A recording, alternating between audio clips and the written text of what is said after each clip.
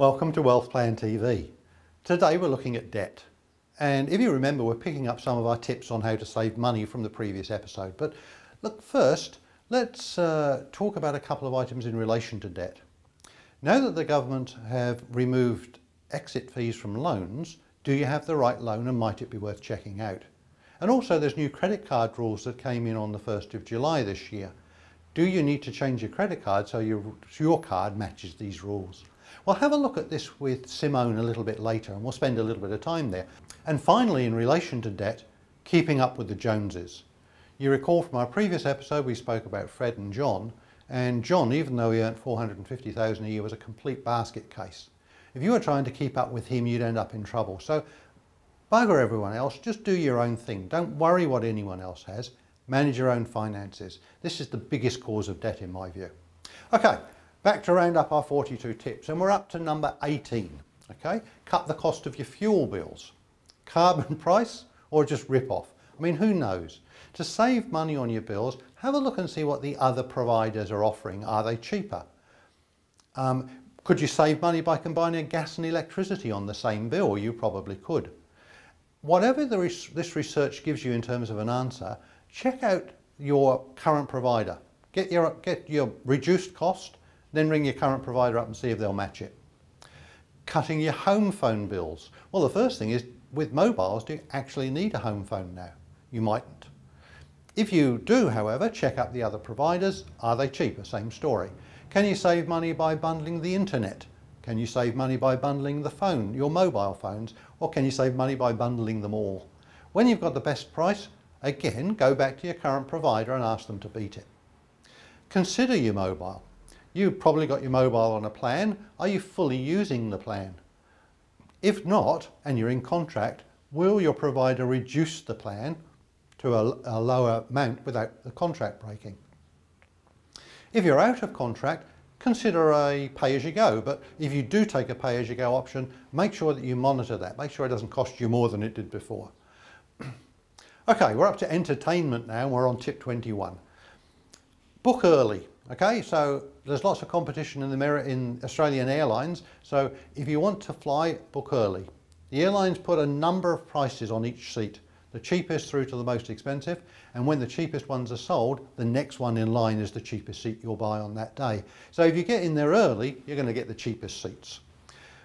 Book late, isn't that silly? I've just said the exact opposite. In terms of accommodation, booking late is actually the cheaper way to go. So if you're going to a city, have a look at Whativ or Book Late or whatever it is on the internet and see if you can find cheap accommodation. Book your own holiday. Why don't you go onto the internet and package up your own holiday? You might find that you can get specials that the travel agent mightn't have been able to access, or if he had, he might have put down to profit margin. The other thing about that, of course, is that you're totally engaged with where you're going. So you're not running off a schedule, you're running off knowledge. It's give you a much nicer holiday.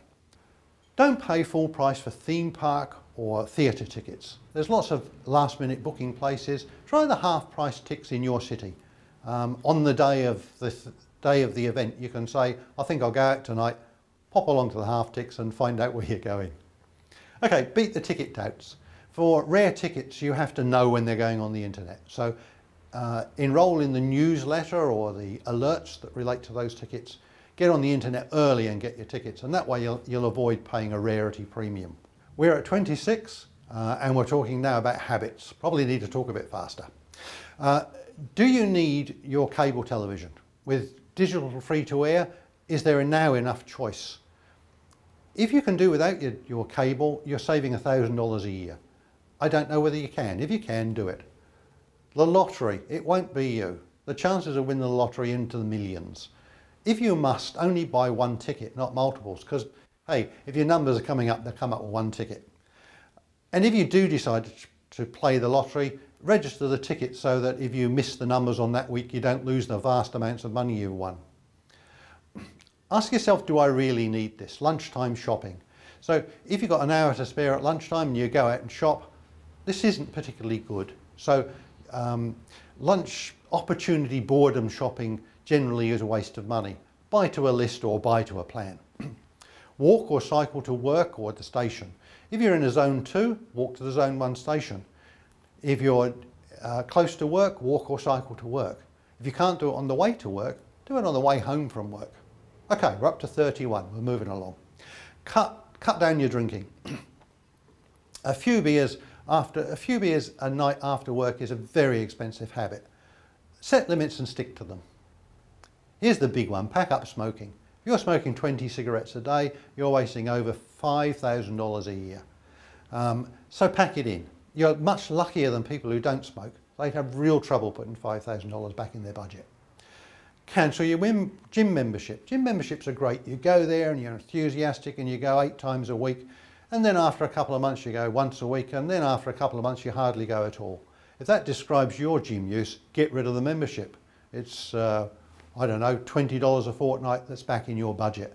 And instead of using gym equipment, walk to work or cycle to work and save yourself some more money. Use your library. Hey, what a great resource. Or for all the readers out there, don't buy books, go to the library and get them. The library's got internet access now. So if there's science fiction buffs out there who need to read the 6 books in the episode in order, go onto the internet, order the books in order. The library will let you know when they're there. Go and pick them up. You can read series really simply without paying hundreds of dollars. Okay, just 7 to go. All right, we're on other now. eBay, isn't that a great place? Okay, so if you've got stuff you haven't worn or haven't used, turn it into cash on eBay. Use your talent to earn extra cash. If you gave rock and roll the best years of your life and you still didn't make it, then teach guitar and earn some extra money. Whatever you're good at, see if you can turn it into cash by sharing your knowledge with others.